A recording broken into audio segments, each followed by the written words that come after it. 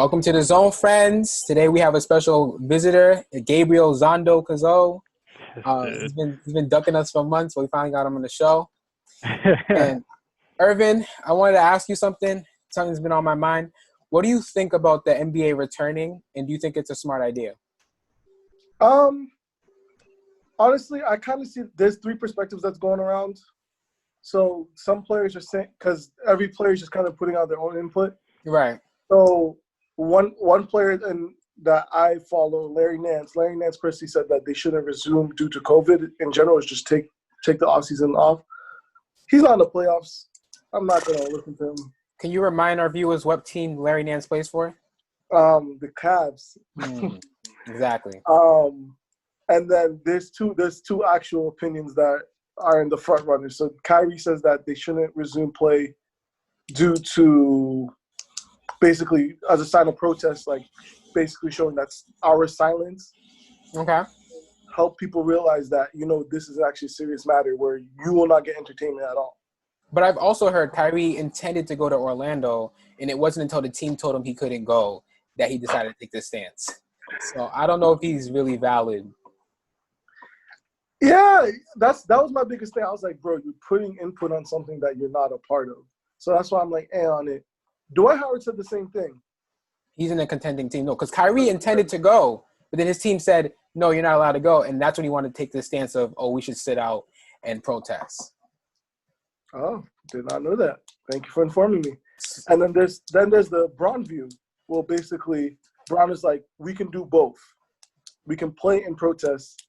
And I honestly kind of want to take Braun's approach on it, just because every single night there's going to be another NBA team basically playing basketball. And so all that media attention, especially because right now there's nothing going on. So having the NBA play right now basically focuses everyone on the NBA. So there you can actually address all your issues. And Gabe, what do you think about the NBA returning? No, I agree with Irvin in terms of increased media attention, especially in we're kind of in a blackout period in terms of there's nothing going on, especially in the sports entertainment world. So it would just be like the Kaepernick situation where he was getting, the whole reason why that turned into a whole movement was because it was on national television where you had politicians and different team owners responding, and you had different people on social media posting about it. It'd be the same thing if the NBA were to come back and players were to protest on a nightly basis. It would just add fuel to the fire and get people talking about the whole situation. Okay, I think play and protest is definitely the stance that I have. What about as pertaining to COVID? In terms of COVID-19, that's where the risk comes in, because large gatherings is how this thing spreads. So in one, Irvin seems to disagree. So one thing is just if you make sure all the players don't have COVID, you're essentially free to do whatever. And just in general, when they were explaining how much stuff is going to be over there, it's going to be ridiculous. So the players have their own personal chefs. They have a players club, so if they want to go to the club, they can go to the club. There's going to be bowling alleys. You can go fish. You can go golf. Right. You know what I mean? There's going to be all these extra stuff. There's going to be a spa. Your trainers are going to be around. It's basically basketball all the time. And I heard they're going to be isolated too. There's going to be 3 months away from your family. So for us, the consumers, where are they having this? Disney, of course, in July. So they're going to be isolated from their family for 2 months. And it's for us, the consumers, all right, yes, we get to watch basketball. But there's people being taken away from their families for months at a time. It's not just a road trip. And they're going to be quarantined there. So everybody who's there, the DJs, everybody there is going to be quarantined with the players. So we also have to think about those people, too, at the same time. So they're saying they're testing them prior to arriving there? What happened? Yeah, they're going to get tested. They're going to get tested upon arrival. And throughout it, I heard they're going to have a bracelet that's going to detect the symptoms 3 days in advance. And it's 90% accurate. And I'm like, they have this type of technology, but we're also. I was going to say, where's that at? Yeah. The last 3 months that we've been struggling over here. Exactly. Yeah, but something else I wanted to touch on that I don't think you guys really shed light to was the simple fact that with the NBA season resuming, there's going to be a lot of spotlight on the NBA, but not enough on the protests. You know what I'm saying? Yeah. So I feel like it's kind of like you're bailing out the corporations and the companies and you're actually taking a voice away from the protesters on the streets. Because now everybody's like, oh, the NBA is back. I'm going to start sharing NBA highlights. I'm going to start talking about LeBron again, like, and like even for me personally on social media, obviously I have to like show something that I love, but like mostly I've been trying to keep my platform Black Lives Matter only just to basically voice my opinion, because if the NBA comes back, it's gonna take a hit no matter what. Do you think there can be a perfect balance? Like, what if those highlights become those protests that happened, just like the Kaepernick situation? At that particular time, all the highlights that were shared was the kneeling, and then going forward is all the players in different sports were kneeling along with him. The same thing could happen here, where like that can take off, like like a snowball into one mass, like awareness of what's going on. Not that anybody right now doesn't know what's going on. No, that'll definitely happen, but I feel like it'll probably just add fuel to the fire also for the All Lives Matter movement, because then they'll start seeing less. They'll obviously see that, but then they'll see more game highlights in their timelines. They'll start seeing more of that, and they'll be like, all right, this was just passing. We can just get through this. They're gonna think the Black Lives Matter movement was just a wave to get through, and that's what I'm afraid of. But I do believe people like LeBron can shed light on it. Yeah. I think a lot of it has to be accountability on the players, and not just the players, because the players often step up. It's the owners, it's the producers, everybody that's involved in the production of producing a game. They all have to, like the announcers, everybody has to take accountability and bring in awareness, or at least bring in light to the situation. I don't think you can run any event right now and not bring light to what's going on. And if you do, you're kind of insensitive. And that brings me to my next point. What do you guys think about, or how the companies are going about shedding light on Black Lives Matter, specifically the NBA, since it's coming back? I'll just go first, but I'm just thinking about it. It's just been kind of half-hearted, right? Just because, like, they waited. First of all, they waited too long. They waited like a week or 2 weeks into the protest to actually deliver a statement, and then that's it. There's nothing else to it. Right. What do you think they could have done differently? Honestly, being quicker. One of the biggest things is being quicker. Like, if it happens and then within the next 2 to 3 days, you do like a town hall with all your employees and you discuss what happened and the effects it's going to have and how, deeply we feel about, like, how bad we feel about the situation. Right. We could talk about that. Also, doing things for Black Lives Matter, like, in general. Yes, donating does help, but, like, making sure they have the equipment, make sure that, because here's the thing. I believe that, like, a lot of these protesters, they don't have enough equipment to, like, actually get everything across. Right. And so them getting, like, getting all that gear for a protest, it would help. I mean, that's valid, but also, I mean, like, on an institutional level, what do you think a company like the NBA, the NFL, or companies like Apple could do? Oh, that one? Okay. So this is how I feel, because I know this is how it's probably going to be brought up. The players are going to have to suggest this to the league. The league's going to have to go to the owners with it. Right. But essentially, I believe that they should ask, because every single NBA team owner, they have multiple businesses. Right. And I get it, their NBA team owner and majority of their employees are Black. Mm-hmm.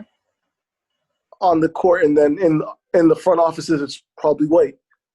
I think first in general, there needs to be more representation in the front office.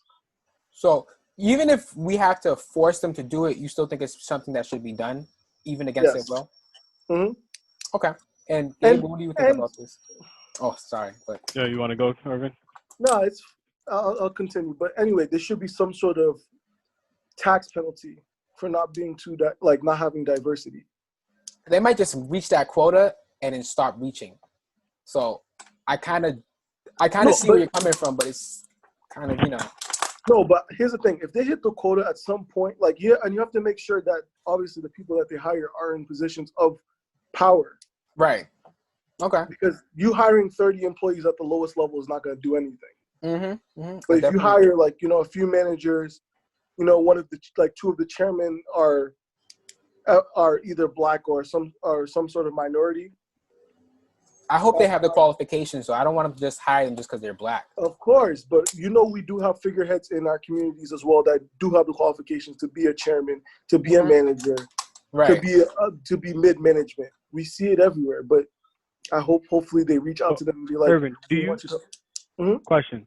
Do you think that depends on the company, or do you think are you seeing this across the board? Because there are some companies that do like champion for diversity and inclusion, and there's other companies where it's kind of silent. I think it does come down to the company, if anything, because not every Yeah, company is the same. But what do you yeah. think they could do more of, Gabe? Well, so a lot of it. So when you talk about response, right? It's different. My response, and I don't have the resources a company does. So I Mm-hmm. can go and post on social media. I can attend a protest, Mm-hmm. or I can try to interact with people in my local community. But those are just me. I don't have any I don't have resources to deploy in those underserved communities. But companies do. So I think on one aspect is the actual response, bringing light to the situation, Right. acknowledging what's going on, and then the second part is actually action, and actually going into those local communities, saying and seeing how you as a company can provide, because not every company is going to be able to provide the same thing. Right. Apple is not going to be able to provide the same thing like a local company here in Boston is going to be able to do, but figure out how your company can influence the community, because then that creates like a long lasting change. A post on your social media page as a company is one thing, and then actually going into those underserved communities and actually doing something and Right. providing value is a whole other thing that could create generations of change versus just a post that maybe a few thousand, or if you're Google, a couple million see, but that just ends right there. It's just a post. And I definitely agree wholeheartedly. But I think one of the good things, well, it's bittersweet, but this whole movement has shed light on the Tulsa massacre and the Black Wall Street and everything. And I just kind of wanted to hear more of that from you, Gabe. Yeah, so Black Wall Street, it was a district in Oklahoma. It was a Right. Greenwood district, and it was a district in which there was a large majority of Black people, pretty much all of Black people, Right. and they shared their wealth within that particular community. So they kept it Um, Black owned, like so they would all the money they got, they would funnel it throughout the companies within the neighborhood. exactly. There was this one guy, his name's not coming to my head right now, who had bought 40 acres of land, right? And what he had done with those 40 acres of land, he was just like, he wanted to make sure everybody he was selling those plots of lands to were Black-owned businesses and Black-owned people, Mm. companies who were going to go through and hire people within the community, and that kind of just spurred into this 40-acre of just Black businesses and Black excellence in this one particular community, to the point where it was the statistics I'm looking at right now. It's 36 to 100 times that a dollar circulated in that particular community before it left, and it stayed there for an entire year. Compared to now, where nowadays in the Black community, a dollar only circulates, let's say, I think it's 0 to 100, 0 to 1 time, and it stays there for 6 hours. So that was just the scale of how much influence this community had, and then unfortunately it was burnt down. And Uh, we don't want to get that's a into the whole basics of that, but yeah. I also wanted to touch on, do you believe that we could possibly have another Black Wall Street in the future, possibly? Depends. I think there's I don't know, now the US is so diverse compared to where it was before. I Yeah. don't know if you could have a completely Black owned district, but you can have a minority owned district, That's what I kind was of like a thinking. Mattapan, or saying like a Mm. Hyde All Park in right. those communities. Well, Ooh, right No, so that's you tough. That's tough.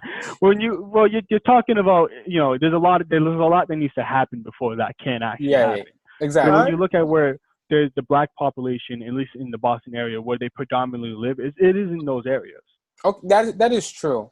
So if there was going to be one, it would have to be in a minority majority, area where they all live and congregate and do their business. And who can you see that could like spearhead that process out of someone like that's influential in the Black community? Because I'm thinking Jay-Z. You're thinking Everything. Jay-Z. I'm thinking LeBron. Yeah. You It's know funny. what? It's Both of funny, but them. yeah, both of them. I mean, LeBron already has his own promise school, and it Exactly. obviously it's not trying to be a Black Wall Street, but it's a Mm-hmm. concept of like how somebody, a person of color, can go back into the community and do something good that creates generational change. That was what I was talking about. He has the resources to not Mm-hmm. only post on social media and reach a large majority of people, but he can also go into those communities and do something like launch his own school. And I think LeBron, he might not be the GOAT on the court to some people, but definitely off the court, he's been the most influential athlete in the last 25 years. And Yeah, I think we absolutely. don't appreciate him enough because with creating the promise school, he created so many opportunities that those kids probably were never going to see. And he kept them out of jail by creating that school. And that's why a lot of people are calling to defund the police, because they think other resources could be built with that money. Yeah. So Absolutely. I just gotta touch on it real quick. I don't think so. It should be in Boston, like this Black Wall Street, but I wouldn't be surprised if they chose like a place like where, you know, one of these bad killings were to happen. Like, for example, Like a historical significant place. yeah, that. Like, for example, for me, what I'm thinking of Ferguson. Flint? No, like Ferguson. Oh, Missouri. you said Ferguson. Sorry, I thought I heard Flint. No, it's perfectly fine. I was like, we need So- water first, man. Yeah, clean water. Yeah, talk about infrastructure, huh? We act like it's a third world country, but it's the United No, States. but It's crazy. That's yeah, a but U.S. like state. a place like that, because that's predominantly Black. Yes, there was some sort of situation with Michael Brown a few years ago, Yeah. but I know that it'd be a good place to rally everyone together and be able to start a business there. Also, the community would be happy because ever since Michael Brown, the community's been very disgruntled. I don't blame them at all. It was a huge disturbance. But More investment in their own communities, and it takes a lot of the people who are living in those communities to do that as well. You know, you can have people from the outside of the community come in and try to influence change, but change doesn't really happen until people who are actually living there get the concept and start doing that and start, you know, trying to make their own communities better. if you don't want to change, then nothing's going to change. Exactly. And that's what it comes down to. But I love this progress I'm seeing right now. It's tragic that it took a killing of George Floyd for all this to manifest. But, you know, sometimes you could find the good in things, even in bad moments. Yeah, and with that being sure. said, I appreciate the both of you for coming for this podcast. It was a riveting conversation.